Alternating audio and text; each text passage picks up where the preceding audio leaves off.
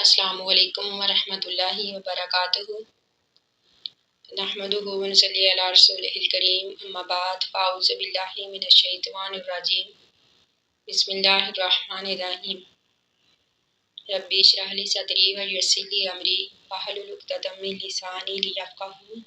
قولی۔ اللہ تعالیٰ فرماتے ہیں وَإِنْ اور اگر تم ارادہ کرو استبدالہ بدلنے کا، زوجن بیوی مکانہ زوجن دوسری بیوی کی جگہ،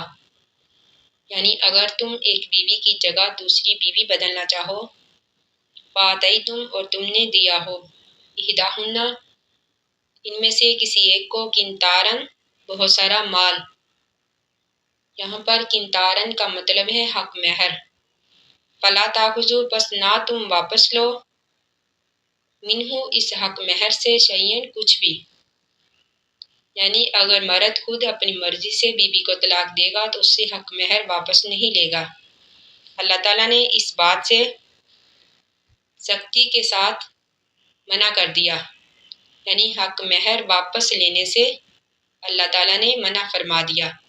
قنطاراً کا مطلب ہے بہت سارا مال، خزانہ، یعنی وہ حق مہر جتنا بھی ہو، چاہے وہ کم ہو یا زیادہ، مرد جو ہے وہ عورت سے واپس نہیں لے گا۔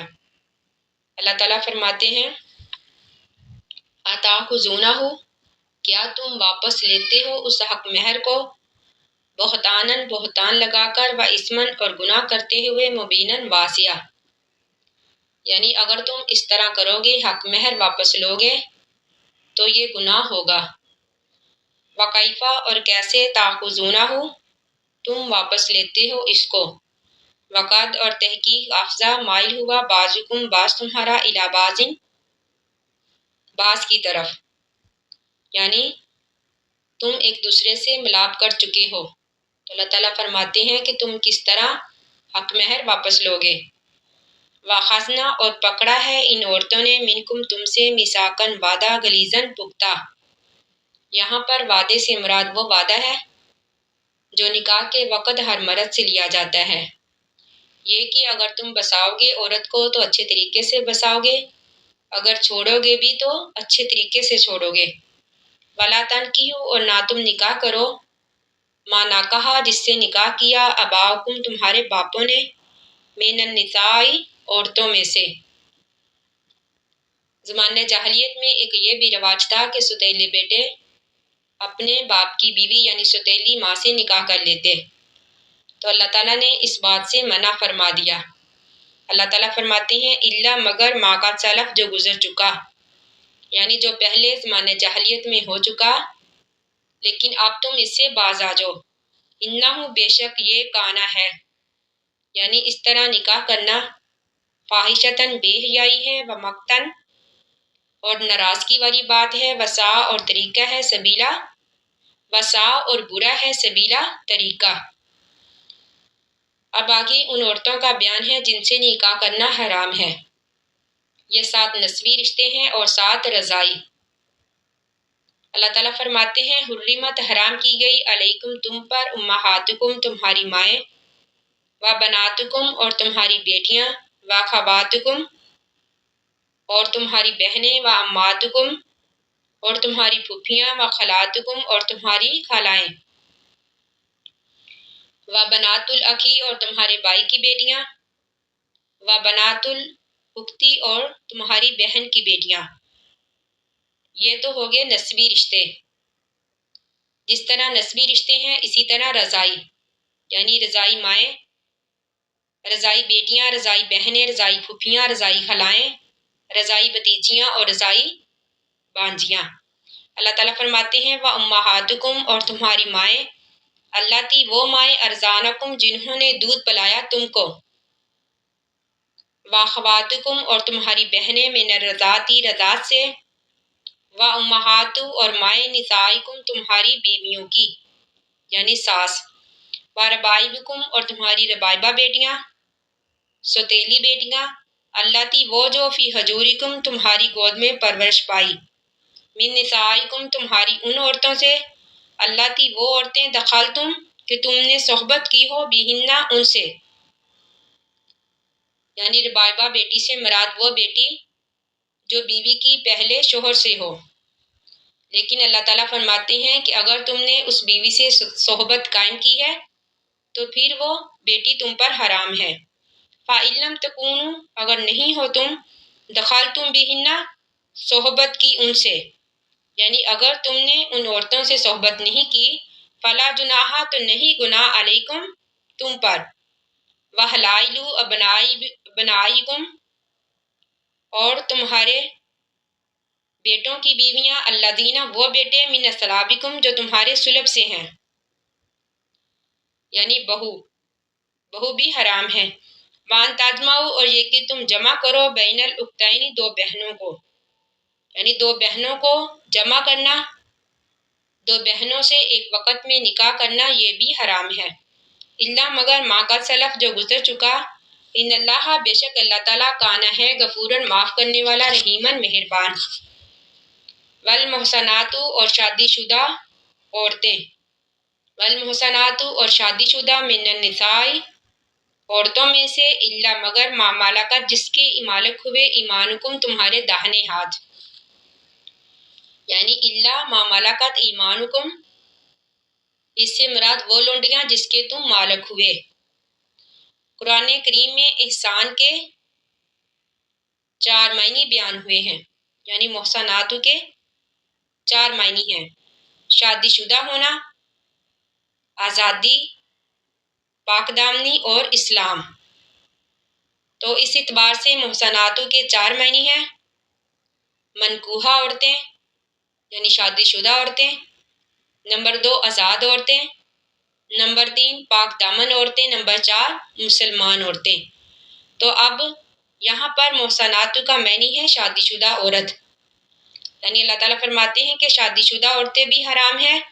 مگر وہ لونڈیاں جن کے تم مالک ہوئے۔ اس کے شان نزول میں آتا ہے کہ بعض جنگوں میں کافروں کی عورتیں بھی قیدی بن کر مسلمانوں کے قبضہ میں آ گئی، تو وہ مسلمانوں کی لونڈیاں بنا دی گئی، تو جن سے صحبت کرنے میں مسلمانوں نے کراہت محسوس کی، تو جس پر یہ آیت نازل ہوئی۔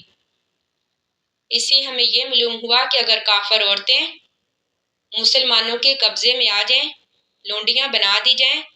اگرچہ وہ پہلے شوہروں والی ہوں، تو ان سے مباشرت کرنا جائز ہے، مگر یہ کہ استبراء رحم ضروری ہے، یعنی ایک حیض آ جانے کے بعد، یا پھر اگر وہ حمل والی ہیں تو وضع حمل کے بعد پھر ان سے مباشرت کرنا جائز ہے۔ اللہ تعالیٰ فرماتی ہیں کتاب اللہ، لکھ دیا ہے یہ اللہ تعالیٰ نے، علیکم، تم پر، وَأَحِلَّ، اور حلال کی، لَكُمْ، تمہارے لیے، مَا وَرَاءَ، جو اس کے علاوہ ہے، یعنی ان مذکورہ عورتوں کے علاوہ جو عورتیں ہیں وہ اللہ تعالیٰ نے تمہارے لیے حلال کر دی ہیں۔ ذالکم، یہ، ان تبتغوا، یہ کہ تم حاصل کرو ان عورتوں کو، بموالکم، اپنے مالوں کے بدلے میں، یعنی حق مہر کے بدلے میں، محسنین، شادی کی نیت سے، غیر مسافحین، نہ کہ بدکاری کی نیت سے، فما استمتعتم، پاس جب تم فائدہ حاصل کر لو، بھی، اس کے بدلے میں، منہن، ان عورتوں سے، یہاں پر بھی سے مراد حق مہر ہے، یعنی فما استمتعتم، پاس جب تم فائدہ اٹھا لو، بھی، اس حق مہر کے بدلے میں، منہن، ان عورتوں سے، فاتوہن، تو دو ان کو، اجورہن، ان کے حق مہر، فریضۃً، مقرر، یعنی اللہ تعالیٰ نے فرما دیا کہ ان مذکورہ عورتوں کے علاوہ تمہارے لیے باقی عورتیں حلال ہیں، اور اس کے لیے 4 چیزوں کا ہونا ضروری ہے۔ نمبر 1 ان تبتغوا، یہ کہ دونوں طرف سے رضامندی شامل ہو۔ دوسرا نمبر 2 کہ اس کے بدلے میں حق مہر ادا کرنا قبول کرو، یعنی مرد کو چاہیے کہ وہ اس بات کو قبول کرے کہ وہ حق مہر کو ادا کرے گا۔ نمبر 3 یہ کہ اس کو شادی میں لانا مقصود ہو، یعنی مقصد اس سے رشتہ قائم کرنا ہو، نہ کہ یہ کہ چند روز کے لیے نکاح کرنا یا پھر چند گھنٹے کے لیے، یعنی اپنی خواہش کو پورا کرنے کے لیے، یہ مقصد ہرگز نہیں ہونا چاہیے۔ نمبر 4 کہ نکاح جو ہے وہ چھپ کر نہ کیا جائے، یعنی کوئی چھپی یاری نہ ہو بلکہ گواہوں کی موجودگی میں اس نکاح کو کیا جائے۔ تو اللہ تعالیٰ فرماتے ہیں کہ جب تم فائدہ حاصل کر لو بھی ہی اس کے بدلے میں ان عورتوں سے، یعنی جب تم آپس میں میاں بیوی والا رشتہ قائم کر لو تو پھر ان عورتوں کے حق مہر ادا کر دو جو بھی تم نے مقرر کیے ہوں۔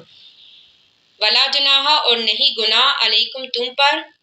فیما اس بارے میں تراضیتم جو بھی تم آپس کی رضامندی سے کرو بھی اس کے ساتھ، من بعد الفریضاتی بعد مقرر کرنے کے، یعنی حق مہر کو مقرر کرنے کے بعد اگر میاں بیوی آپسی رضامندی سے اس میں کمی بیشی کرنا چاہیں تو کوئی حرج نہیں، یعنی باہمی رضامندی سے۔ اللہ تعالیٰ فرماتے ہیں ولا جناح نہیں گناہ علیکم تم پر، فیما اس بارے میں تراضیتم جو بھی تم آپسی رضامندی سے کرو بھی اس کے ساتھ، یعنی حق مہر کے ساتھ، من بعد الفریضاتی بعد مقرر کرنے کے، ان اللہ بے شک اللہ تعالیٰ کانا ہے علیمن جاننے والا، حکیمن حکمت والا، یعنی بے شک اللہ تعالیٰ خوب جاننے والا ہے اور بڑی حکمت والا ہے۔ اللہ تعالیٰ سے دعا ہے کہ ہم نے جو بھی پڑھا اللہ تعالیٰ ہمیں اسے سمجھنے کی توفیق عطا فرمائے، آمین۔ آخر دعوانا ان الحمد للہ رب العالمین۔ السلام علیکم ورحمۃ اللہ وبرکاتہ۔